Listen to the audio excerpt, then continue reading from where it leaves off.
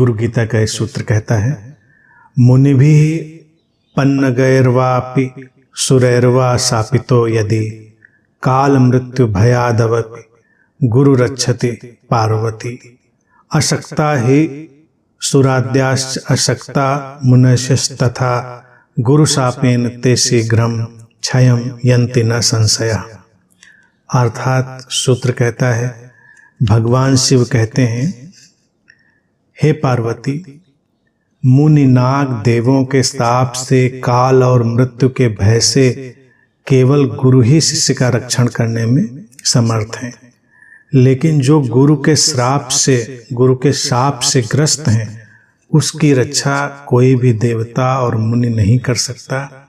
ऐसे शिष्य शीघ्र ही नष्ट होते हैं, इसमें कोई संशय नहीं है।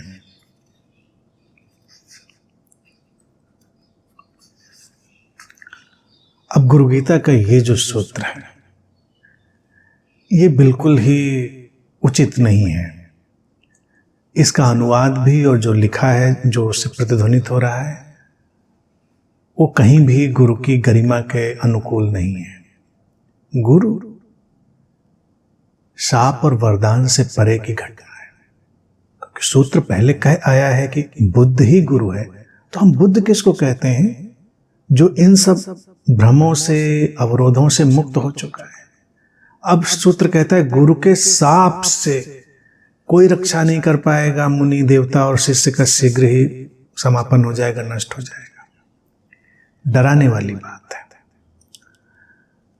ये जब गुरुडम की तरफ कोई व्यक्ति अपने कदम बढ़ाता है, तब ऐसी बातें करता है। अब ऐसी पुस्तकें जब भी आई होंगी, तो उसमें कहीं ना कहीं गुरुडम वाले लोगों ने भी अपनी मिलावट करी होगी और उसको उस तरह से लिखा होगा।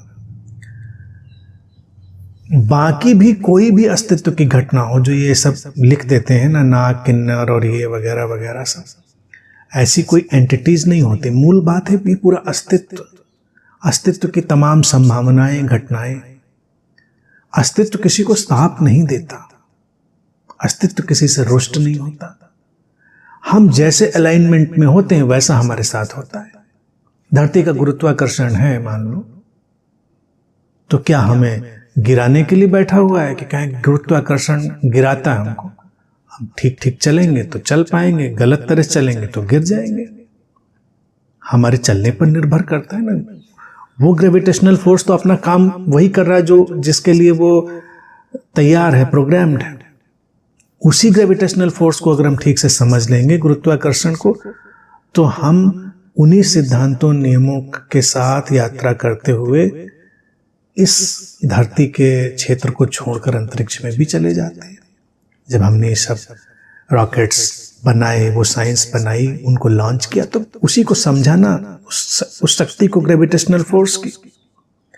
इसी तरह से कोई भी शक्ति है, आग है, पानी है, बिजली है, क्या हमको नष्ट करना चाहते हैं? क्योंकि नष्ट तो होते ही हैं। बिजली के नंगे तार को पकड़ के बैठ जाओगे तो करंट लगेगा ही, मृत्यु होगी। नदी में कूद जाएंगे, आग में बैठ जाएंगे, जलेंगे, डूबेंगे, मरेंगे। लेकिन क्या वो हमको ऐसा करना चाहते हैं? नहीं। उनका अपना गुणधर्म है।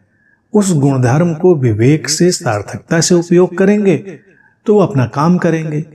तो इसीलिए व्यक्ति की जो यात्रा है, मनुष्य की यात्रा विशुद्ध विवेक की यात्रा है। यहाँ कोई शाप वरदान का मामला नहीं है।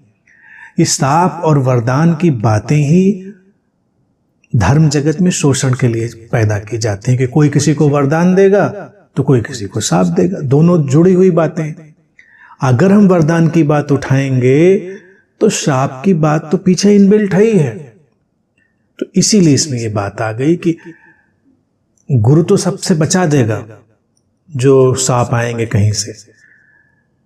अब पहले अगर तल की बात देखी जाए, उसका थोड़ा सा जनरलाइज अगर अर्थ किया जाए तो इतना ही हो सकता है कि व्यक्ति अगर अलाइनमेंट नहीं बिठा पाया, तारतम्य, समस्वरता, तो परेशानी में पड़ सकता है।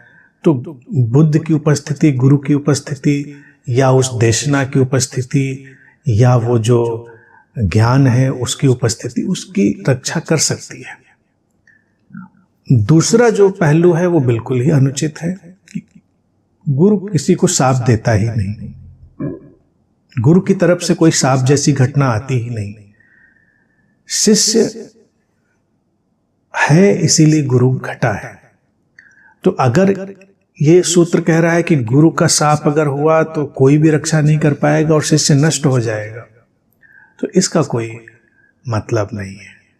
फिर इसमें से भी अगर हम निकालना चाहें कि एक इशारा, क्योंकि बात तो सीधी सीधी कह दी गई है, लोग तो उसके सीधे अर्थ पर ही चल रहे होंगे कि गुरु को ऐसे नहीं करना चाहिए कि वो हमको श्राप दे दे।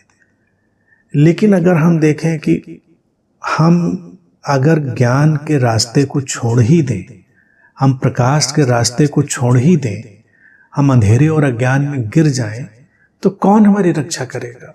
हम बेहोशी में पड़े हों तो कौन रक्षा करेगा? होश ही तो हमारी रक्षा करेगा ना।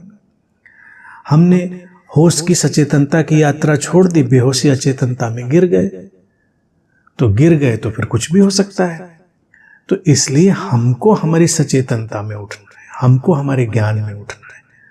तो बहुत पीछे जाकर इसको अगर हम देखेंगे तो इस दृष्टि से थोड़ा सा इसका हम सही अर्थ कर सकते हैं। बाकी जो ऊपर इसका अर्थ दिखाया गया है, जो कि लोग ऊपर से ही समझ लेंगे, इतना पीछे कोई क्यों कर जाएगा, तो वो बिल्कुल ठीक नहीं। गुरु कोई शाप नहीं देता, अस्तित्व भी कोई शाप नहीं देता। हम अपने विवेक और सजगता के अनुसार ही जीवन में सारे परिणामों से गुजरते हैं।